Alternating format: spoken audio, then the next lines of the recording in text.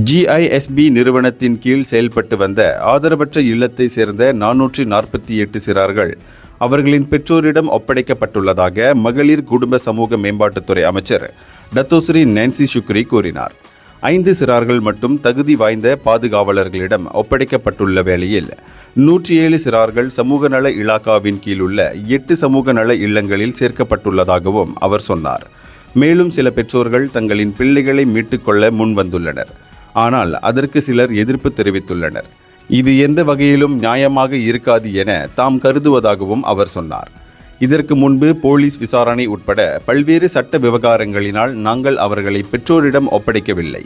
ஆனால் அதன் மீதான விசாரணை அனைத்தும் முடிவடைந்த வேளையில் அவர்களை அவர்களின் பெற்றோரிடம் ஒப்படைப்பது அவசியம் எனவும் அவர் தெரிவித்தார். நேற்று இங்குள்ள கம்போங் பாசிர் பக்கான்தங்காவில் மடானி திட்டம் ஒன்றை தொடக்கி வைத்த பின்னர் அவர் செய்தியாளர்களிடம் இவ்வாறு தெரிவித்தார். தங்கள் பிள்ளைகளை மீண்டும் பெற்றுக்கொள்வதற்கு மேற்குறிப்பிட்ட பெற்றோர் அது குறித்து தமது அமைச்சிடம் பேச்சுவார்த்தை நடத்த முன்வரலாம். மேற்குறிப்பிட்ட சிறுவர்களின் நலனில் தமது அமைச்சு எப்போதும் அக்கறை செலுத்தி வரும் எனவும் அவர் சொன்னார்.